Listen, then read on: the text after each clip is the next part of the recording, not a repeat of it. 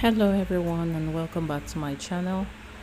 I'm Mariam Uzadema from Mariamclassic Essentials Plus, and this is the making of honey baby soap unscented. Um, Here I am using the heat transfer method to make the soap.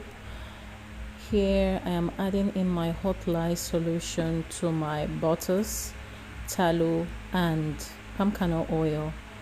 As you can see, they were all in solid state or semi-solid, solid and semi-solid state. And I'm adding in my liquid oils here of sweet almond oil and sunflower oil.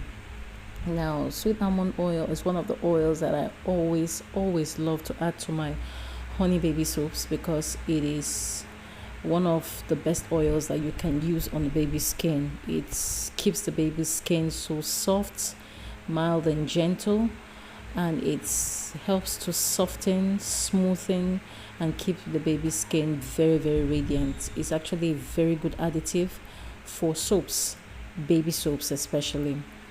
Now, another very good ingredient here, of course, is shea butter and of course tallow. Tallow is rendered beef fat, the fat gotten from around the organs of a beef or a cow, mostly the ones that are gotten around the kidneys of 100% grass-fed cows. So here you see me trying to stir up, and the hot lye has melted off almost all of the chunks, but here I had to use my stick blender to start to break off the little chunks that were left, which were the tallow. You know, tallow is quite hard, so it actually doesn't melt off easily. But the shea butter has melted, the semi-solid palm kernel oil has melted. It's just the tallow that is there.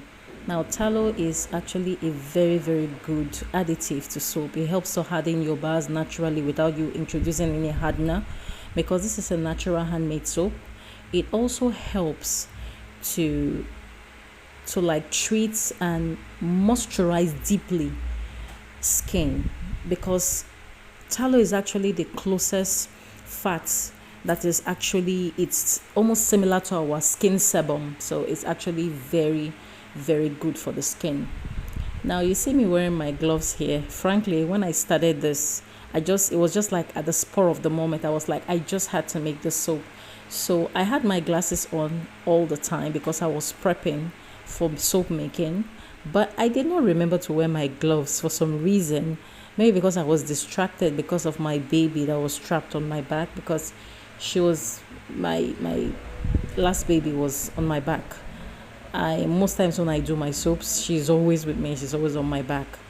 So if you see where the red and the white spatulas are, that was the soap I was actually supposed to make. So I said, let me prep this lye water and keep it to cool. Then I'll make it later.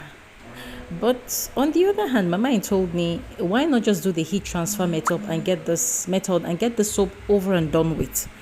Okay, so I thought, well, why not? After all, the recipe calls for it. The recipe calls for shea butter, tallow, palm kernel oil. When I checked my palm kernel oil in the bucket, it was semi-solid. It was like frozen, like hard. So I said, okay. It wasn't even in the fridge, and it was like that. So, okay, fine. I could do it the heat transfer method. So it's not a method I do often, but I think I got the hang of it just once or twice that I tried it, and it's actually a very good method to try when you don't have time to waste or you don't have time on your hands.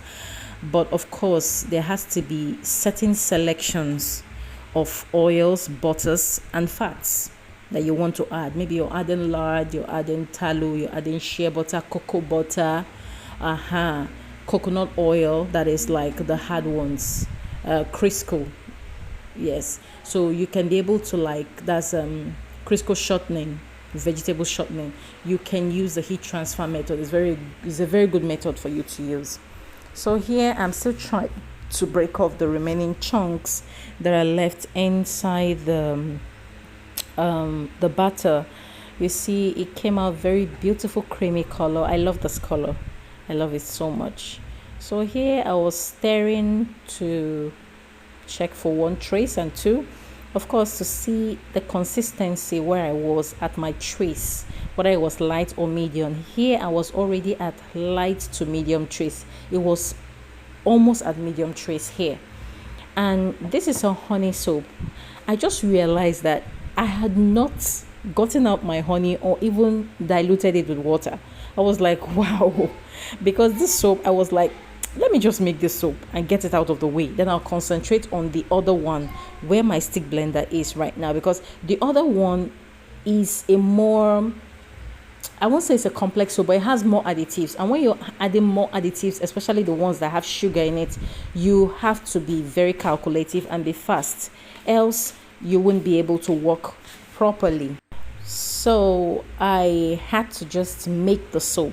So I did not remember that I did not bring out the honey and dilute it. You're actually supposed to dilute your honey with a little portion of water so that it will be easy to disperse when you're like mixing it with your batter. Okay, honey can actually be an accelerator in your batters. It accelerates traces. So mixing it with water, one, helps it to mix easily with your soap. Then two, it also helps to like reduce the acceleration rate at which it will work on your soap. Okay, so, and this heat transfer method, for the few times I've done it, I've noticed that when you use the method, you don't actually heat trace very fast, or your soap don't accelerate very fast. So it's one of the reasons why I thought, fine, do this soap, get it over and done with, because I have a few people. I had just one person as a customer for this soap, but now I've had 2 additional customers and they're asking seriously for this soap. I think they used it on their babies and it came out so good and so nice, and they just want to continue using it. And I'm really so grateful to God and thankful for that. So here I am trying to dilute the honey with water. But the honey bottle that I could find, I have like 3 bottles, but the one I could find at that particular moment was the one that was almost empty. So it had a lot of honeycombs in it. So diluting it was not very easy. Now, you see the batter has thickened a bit. We are at medium trace now. It's not at thick trace, but it's like medium, fully at medium, but it's going towards thick trace. So I was stirring to like loosen it up very well. Now, what was on my mind here now was like, why don't I just make the soap like this and just not add honey? Why? Because I was scared if I add honey, it was going to accelerate it. But I was like, no, I'm going to add this honey. So I added it and I mixed it in, and everything went so well. So thankful for that, because if this soap had traced on me, believe me, I wouldn't have been happy at all, because my baby was becoming fussy on my back that I strapped her. So I needed to walk fast so that I could take off the gloves and attend to her. Okay, sometimes she gets that fussy when she notices I'm doing something in a particular area. I don't move around. So you can see the color has morphed. It has changed from the creamy color to a beigey color. Now it's like a beige color now because of the honey. That is what honey actually does to soaps. Okay, and honey can be very notorious for separating batter, so you must be sure that you have heat trace before you pour this into your mold. If you do not heat real trace and you pour this into your mold, it's going to separate. Believe me, it has happened to me twice, and they were not funny at all. I had finished my soap, everything I finished, I've washed up, I've cleaned up, and I went to check the soap like maybe 2-3 hours later to check how well the soap was gelling, only to see pool of oil on top of the soap, and there were some butters below. Bottle butter below. I was like, whoa, what is this? I had never experienced it before. I just got out my phone and I started researching what's wrong. They said it was the honey or maybe the fragrance. So I thought maybe both of them did the number on me, like the honey together with the fragrance. And maybe I did not stir enough or did not blend enough to make sure that it had blended properly. That's another thing. You don't overblend, but also you don't underblend. Else, you end up with a separated soap. Here my camera got caught again. I just don't know what happened.